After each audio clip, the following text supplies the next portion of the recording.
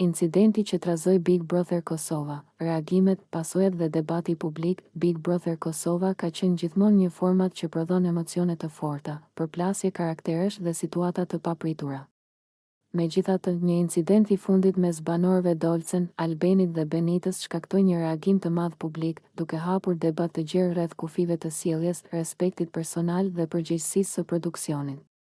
Gjatë një momenti që u transmetua live dhe më pas u përhap me shpejtësi në rrjetet sociale, u pa një situatë fizike e papërshtatshme mes disa banorëve, e cila u interpretua nga publiku si tejkalim i kufive normal të bashkëjetesës brenda shtëpisë.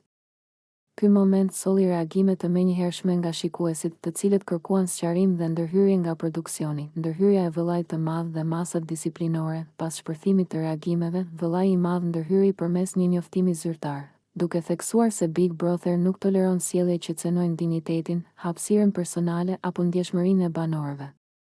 Banorët e përfshirë u thirrën në dhomën e rrëfimit, ku u sqaruan rregullat dhe u dhanë paralajmërime të qarta për pasojat e mundshme në rast përsëritjeje. Kjo ndërhyrje u pa nga një pjesë e publikut si e domosdoshme, ndërsa të tjerë e konsideruan të vonuar ose jo mjaftueshëm të fortë. Gjithsesi, produksioni u përpoq të tregojë se ka kontroll mbi situatën dhe se rregullat e formatit vlejnë për të gjithë njësoj. Reagimet e publikut dhe rrjeteve sociale. Rrjetet sociale u mbushën me komente, analiza dhe opinione të ndara. Një pjesë e publikut e cilësoi incidentin si pasojë e presionit psikologjik brenda shtëpisë, ku mungesa e privatësisë dhe tensioni i vazhdueshëm shpesh çojnë në sjellje impulsive.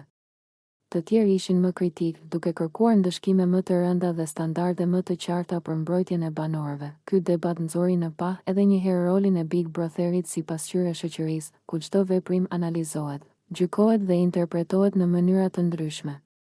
Pasojat për lojën dhe imazhin e banorëve. Incidenti ndikoi drejt për drejt edhe në dinamikën e lojës. Marrëdhëniet mes banorëve u tensionuan, aleancat u rishikuan dhe perceptimi i publikut për personazhet e përfshirë ndryshoi ndjeshëm. Në Big Brother, imazhi është po aq i rëndësishëm sa strategjia, dhe situata të tilla shpesh lënë gjurmë afatgjata në rrugëtimin e një banori. Përfundim, ngjarja mes Dolcen, Albenit dhe Benitës shërbeu si një kujtesë e fortë se Big Brother Kosova nuk është vetëm argëtim, por edhe një platformë ku testohen kufijtë e sjelljes njerëzore.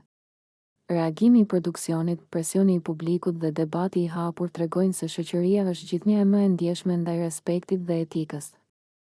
Edhe në formate reality show, në fund, mbetet për t'u parë se si do të ndikojë kjo situatë në vazhdimsinë e lojës dhe në vendimet e ardhshme të vëllait të madh.